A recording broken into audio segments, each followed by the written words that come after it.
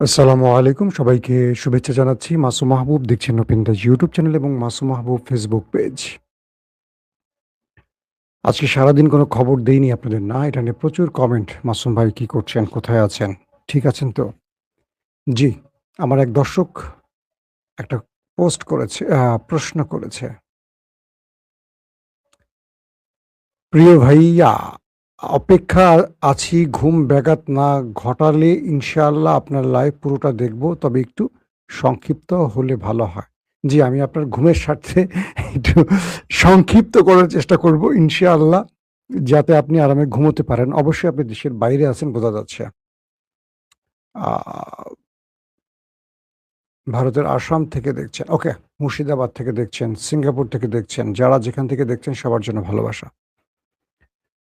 মার্কিন যুক্তরাষ্ট্রের যদি অহংকার বলা হয়, তাহলে ফাইটার জেটের ক্ষেত্রে F-35, যদি প্রতিরক্ষার ক্ষেত্রে বলা হয় প্যাট্রিয়ট কিংবা থার্ড, যদি বোমারু বিমানের কথা বলা হয় B-52 বোমারু, বোম্বার্স বা বোমার যেটা আমরা বলি।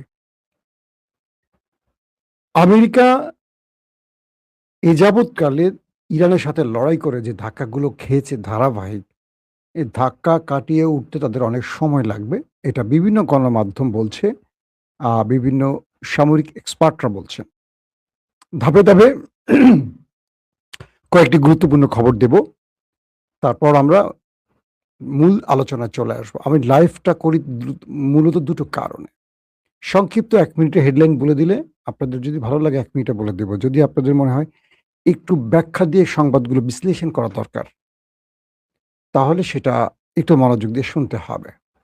আল জাজিরা যে শিরোনামটি করেছে সেটা হলো লেবানন ইসরায়েল ইস্যুতে নেতানিয়াহুর উপর ব্যাপক ক্ষেপে আছেন বা হতাশ হয়ে আছেন মার্কিন president Donald Trump. President Trump বলছেন লেবাননে ইসরায়েলি প্রধানমন্ত্রী নেতানিয়াহুকে আরও দায়িত্বশীল হতে হবে এবং ইসরায়েলের আগ্রাসন ও হিজবুল্লাহকে সামলানোর পদ্ধতি, হিজবুল্লাহর উপর যে অ্যাটাক হচ্ছে সেটাকে ইঙ্গিত করে তিনি বলছেন হিজবুল্লাহকে সামলানোর পদ্ধতিতে আমেরিকা খুশি নন নেতানিয়াহুর আচরণে। পাশাপাশি ইরান ইসরায়েল এবং আমেরিকাকে সতর্ক করে বলেছে এখন থেকে লেবাননের উপর যে কোনো ইসরায়েলি হামলা অথবা এর ভূখণ্ডে অব্যাহত দখলদারিত্ব যুক্তরাষ্ট্রের সঙ্গে সম্পাদিত অন্তর্বর্তীকালীন চুক্তির লঙ্ঘন বলে গণ্য হবে। এই পয়েন্টটা ইরান এমন সময় দিয়ে দিল আমেরিকার সামনে তুলে, যখন অর্থাৎ আগামী রবিবার এই দুই দেশের মধ্যে সিগনেচার হতে যাচ্ছে। ইতিমধ্যে ইলেকট্রাল ভাবে অর্থাৎ অনলাইন সিস্টেমে আমেরিকা এবং ইরান তাদের চুক্তিতে সিগনেচার করে বসেছে। প্রাথমিকভাবে কাবিন হয়ে গেছে। এখন মূল দেখাটা হবে বাসরঘরে, বুঝছেন? একটু মজা করে বললাম, আবার কেউ উল্টোপাল্টা ভাববেন না। বাংলাদেশের মানুষ তো উল্টাপাল্টা ভাবতে পছন্দ করে বেশি। ইরান বলছে যে যদি লেবাননে ইসরায়েল কোনো ভুল পদক্ষেপ নেয়, তাহলে আমাদের সাথে আমেরিকার সম্পাদিত চুক্তিকে আমরা বাতিল বলে গণ্য করব। কারণ এই চুক্তির মধ্যে আমাদের প্রতিবেশী বা আমাদের ভ্রাতৃরাষ্ট্র, মিত্ররাষ্ট্র, আমাদের এক কথায় প্রক্সি বাহিনীকে ইঙ্গিত করে বলছে তাদের উপর কোনো আক্রমণ করা যাবে না। এর মধ্যে হুতি আছে, ইসলামিক রেজিস্ট্যান্স আছে, হিজবুল্লাহ আছে। এদের সবাইকে ইরান টেনে এনেছে এমনভাবে যাতে লেবানন এই অঞ্চলে ফিলিস্তিন এদের উপর আর দখলদারিত্ব চালাতে না পারে। কিন্তু আমেরিকার প্রেসিডেন্ট তিনি ক্ষেপে আছেন নেতানিয়াহুর উপর। কারণ নেতানিয়াহু বারবারই ট্রাম্পের কাজে বাগড়া দিচ্ছেন। অন্যদিকে হিজবুল্লাহ ইরানের কাছ থেকে এই আশ্বাস পেয়েছে। মানে হিজবুল্লাহ তো ইরানের কাছ থেকে চাচ্ছে যে আমি তো তোমার জন্য সংগ্রাম করলাম। তোমার জন্য আমি ইসরায়েলের সাথে লড়াই করলাম। আমার প্রায় ৪,০০০-এর মতো মানুষ জীবন দিল। আমার জন্য তুমি কি দিবা? তো ইরান তাকে যা দিয়েছে সেই ব্যাপারে হিজবুল্লাহ ইরানের কাছ থেকে এই আশ্বাস পেয়েছে যে যুক্তরাষ্ট্রের সাথে আলোচনার পর পরবর্তী পর্যায়ে তারা দক্ষিণ লেবানন থেকে ইসরায়েলি সেনাদের সম্পূর্ণ প্রত্যাহারের দাবি জানাবে। অর্থাৎ ইসরায়েল দক্ষিণ লেবাননে তাদের যে সেনাদেরকে মোতায়েন করে রেখেছে এখান থেকে দ্রুত তাদের সরে যেতে বলেছে ইরান এবং লেবানন। এবং ইরান এই বিষয়ে আমেরিকাকে চাপ দিচ্ছে যেন কোনো ইসরায়েলি সেনা লেবাননের ভূখণ্ডে না থাকে। পাশাপাশি হিজবুল্লাহ বলছে, আমরা আবারও হিজবুল্লাহ এবং তাদের মিত্র ইরানের পক্ষ থেকে এই জেদ দেখতে পাচ্ছি। যে এটা একজন পোস্ট করেছেন লেবাননের বৈরুত প্রতিবেদক, এটা হাইডি পেট দ্বারা, আল জাজিরা থেকে পড়ছি আমি এটা। তারা নাকি আরো অনেকগুলো দাবি করছে। প্রশ্ন হলো, ইসরায়েল যে বলছে হিজবুল্লাহ দাবি করছে, এটা হিজবুল্লাহর অধিকার, এটা তাদের অঞ্চল। হিজবুল্লাহ তো ইসরায়েলের ভেতরে দখল করে বসে নেই, তো তোমরা কেন লেবানন দখল করছো? নিজেদের ভূখণ্ড দাবি করা তো তোমাদের অযৌক্তিক। আন্তর্জাতিক নিয়ম অনুসারে এটা করতে পারে না। দর্শক, তো পাশাপাশি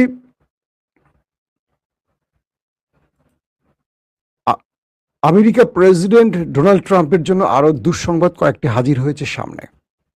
আর তার একটি হলো মার্কিন B-52 বোমার্স বলি, বা যে বোমারু বিমানটির কথা বলি আমরা, ক্যালিফোর্নিয়া এটি বিধ্বস্ত হয়েছে।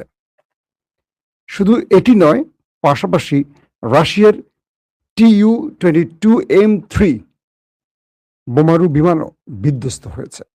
একই দিনে দুই পরাশক্তির দুটো বিমান কি করে বিধ্বস্ত হলো, পুরো পৃথিবী এটা নিয়ে আলোচনা করছে। আপনারা জানেন যে ইরানের নিউক্লিয়ার সাইটগুলোতে যে অ্যাটাক হয়েছে, নাতানজ, ফর্দো, ইস্পাহান, এবং ইরানের যে মিসাইল সিটি যেটা মাটির অনেক গভীরে, সেখানে যে আমেরিকা অ্যাটাকগুলো করেছে, বাংকার ব্লাস্টার বোমা মেরেছে B-52 বোমারু বিমান ব্যবহার করে।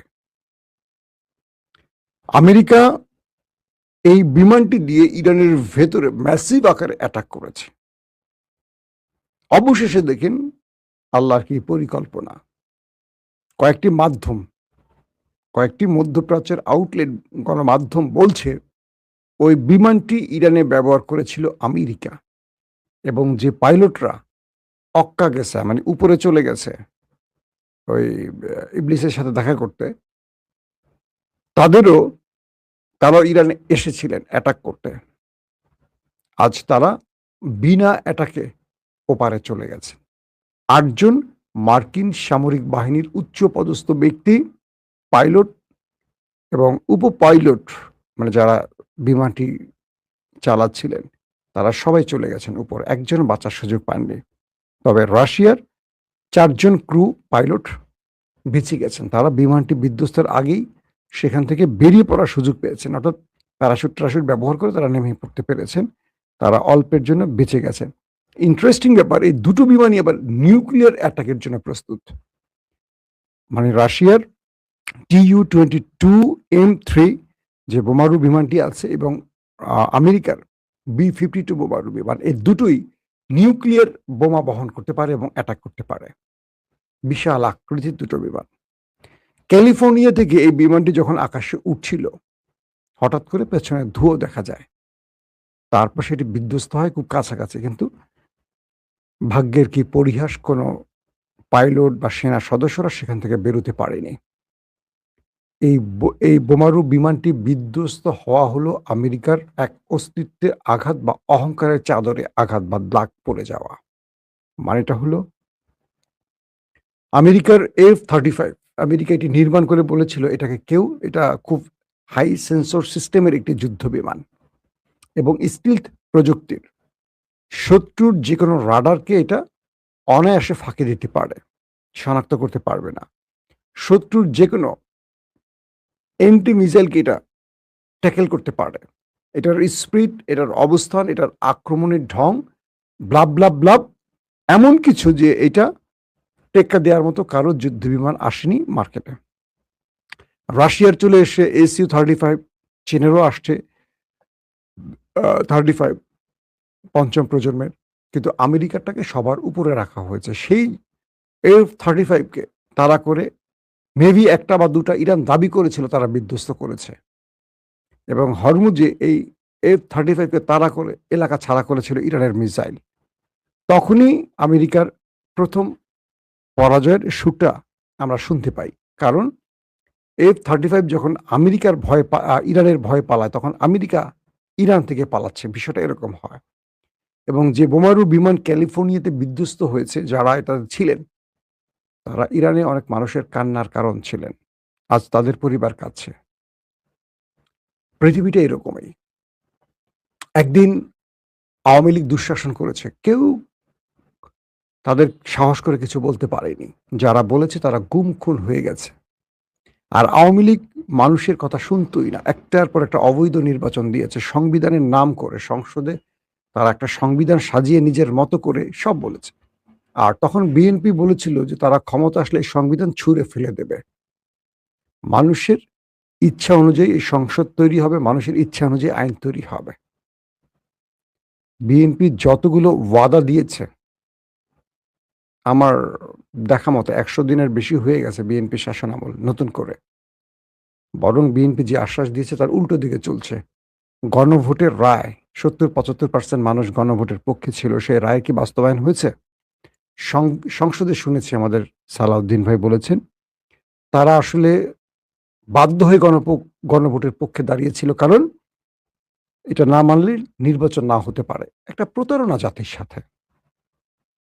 তারা এখন মনে করছে যে আওয়ামী লীগ তো মাঠে নেই, আমরা যে কদিন টিকে থাকতে পারি। আওয়ামী লীগও এটা মনে করেছিল যে আমাদেরকে কেউ সরাতে পারবে না। বেনজির, হারুন, মনিরুলদের মতো বাঘা, বাঘা পুলিশ, তাদের দম্ভুক্তি দেখেছেন? কিভাবে কথা বলেছে একেকজন একেকজনের টোন। মাটির নিচ থেকে তুলে নিয়ে আসবো, এই করব, সেই করব। সেনাবাহিনী, ডিজিএফআই, হ্যাঁ? বিভিন্ন জায়গায় আওয়ামী লীগ এমনভাবে সেট করেছে। আওয়ামী লীগ সেনাপ্রধানের সেনা শেখ হাসিনার নিরাপত্তার জন্য কত স্তরে নিরাপত্তা বাহিনী তৈরি করেছে। তার বাড়ির আশপাশ দিয়ে ছায়া পাখির ঢোকার সাহস করত না। তাকে বাঁচাবার জন্য এত নিরাপত্তা তৈরি করেছে। গণ অভ্যুত্থান, জনরোষ এক কাপড়ে তাকে দেশ থেকে বিদায় করেছে। হাসিনাকে যদি কেউ প্রশ্ন করে একদম নিরপেক্ষভাবে যে তার ভুলগুলো কি, সে কিন্তু বুঝতে পারবে তার ভুলগুলো, হয়তোবা বলবে না, মুখে বলে না, তারা রাজনীতির শেষ হয়ে যায়। তিনি এখন বলবেন যে আমাকে কারা, কারা কুবুদ্ধি দিয়েই ফ্যাসিস্ট বানিয়েছে, স্বৈরাচার বানিয়েছে। হাসিনা বাংলাদেশের ইতিহাসে এখন ডেড বডি।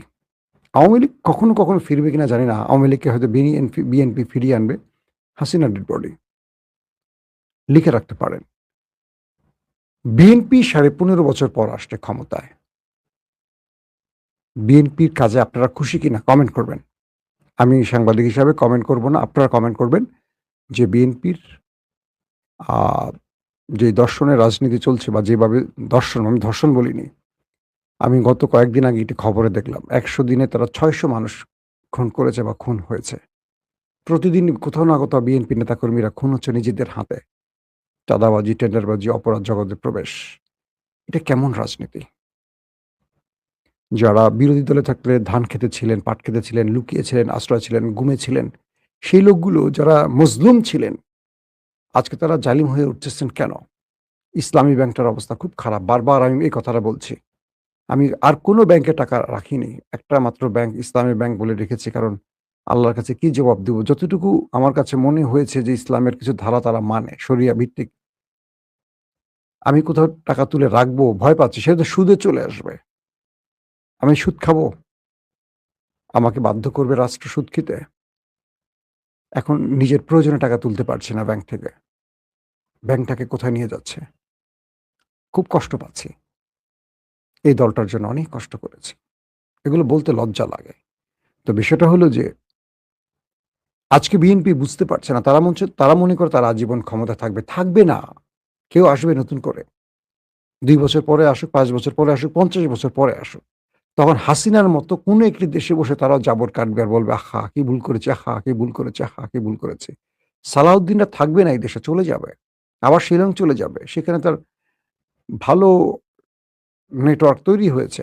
প্রচুর অর্থ সম্পদের মালিক হয়ে গেছে ইতিমধ্যে। তার অর্থের অভাব নেই। এই সালাম থেকেই বহুত কিছু পেয়ে গেছে, ধরে নেন। আপনি থাকবেন এই দেশে, আমি থাকবো এই দেশে। এই দেশ ছাড়া আপনার আমার কিছু নেই। হয়তো আমার বিদেশে থাকার জায়গা আছে, কিন্তু দেশ তো আমারই। সেখানে তো আমার অঢেল টাকা নেই। দেশটাকে যারা ভালোবাসেন সবাইকে সোচ্চার হতে হবে। রাজনীতির এই কৌশলগুলো আমাদেরকে আসলে ধ্বংসের পথে নিয়ে যাচ্ছে। দর্শক, আসি যে খবর দিয়ে শেষ করতে চাই। আমেরিকা এবং ইরানের মধ্যে রোববার বা যে সিগনেচারটা হবে তার মধ্য দিয়ে সব সমাধান হবে। ৩০০ বিলিয়ন মার্কিন ডলার ইরানকে ক্ষতিপূরণ দিতে পারে আমেরিকা। এরকম একটা কথা যদিও ট্রাম্প বলছে এটা গুজব না, এটা ভেতরের খবর। যে ক্ষতিগুলো হয়েছে ইরান এটা আদায় করবে। ট্রাম্প হয়তো প্রকাশ্যে বলবে না, বললে জাতির কাছে সে তার পরাজয় মেনে নেওয়া হয়ে যাবে।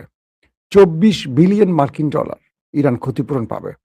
ইতিমধ্যে ইরানের জাহাজগুলো হরমুজে চলাচল শুরু করে দিয়েছে মার্কিন নেভাল ব্লকেড আছে, কিন্তু তারা চুপচাপ, কোনো জাহাজকে বাধা দিচ্ছে না। মোটামুটি ইরানের মধ্যে এখন আনন্দ উৎসব চলছে, মানুষ প্রকাশ্যে বেরোচ্ছে। লেবানিজরা তারা এখন অ্যাটাক যেখানে হতো, যুদ্ধ যেখানে করতো ইসরায়েল, সেই অঞ্চলে যুদ্ধ থেমে গেছে, মানুষ এখন ফিরতে শুরু করেছে। প্রত্যেকেই তার নারীর টান এখন বাড়ি ফিরতে শুরু করেছে। সবাই সবার ঘর বাড়ি দেখতে এসছে, কোনো বাড়ি বিধ্বস্ত হয়ে গেছে, এক একটা অবস্থায় আছে। আমেরিকা শুধু এখান থেকে একটা ফেস সেভিং চেয়েছে, ইরান তাকে ফেস সেভিং দিয়েছে। আমেরিকা আসলে যুদ্ধে কিছু পায়নি। ওই দিন শেষে একটি কথা, ইরান নিউক্লিয়ার বানাবে না। ইরান তো আগেই বলেছে নিউক্লিয়ার বানাবে না, কিন্তু এই যুদ্ধে ইরান পেয়েছে কি? আমি বারবার বলছি, আবার মনে করে দিচ্ছি, তার উপর থেকে দীর্ঘ কয়েক দশকের নিষেধাজ্ঞা উঠে যাচ্ছে। আন্তর্জাতিক বাজারে এখন ইরান ব্যবসা বাণিজ্য করতে পারবে, কেউ আটকাবে না। ২, ইরান তার জব্দকৃত অর্থ ফেরত পাচ্ছে।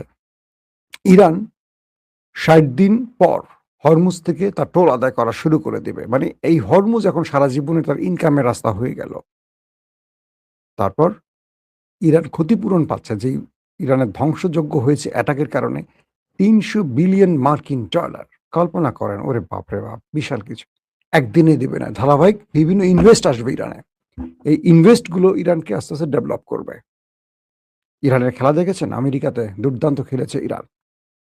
সাহসী জাতি ইরান। আমরা আসলে এমন সাহসী হতে পারিনি। আমরা আসলে একটা ভীতু জাতি। দেখতে, দেখতে সহ্য করতে, করতে আর ভালো লাগে না। দর্শক, আজকের মতো বিদায় নিচ্ছি। যদি আজকে রাতে বড় কোনো খবর থাকে অবশ্যই আবার হাজির হব। আর যদি বড় কোনো খবর না থাকে, আর আসা হবে না। তবে একটি কথা বলি, দেশটাকে যারা ভালোবাসেন ধ্বংস হতে দেবেন না। আপনি যেই দলই করেন, আমারও একটা দল থাকতেই পারে। আমি আমার দলের বিরুদ্ধে সবচেয়ে বেশি কথা বলি। কারণ জানেন? আমি চাই আমার দলটা সঠিক পথে চলুক।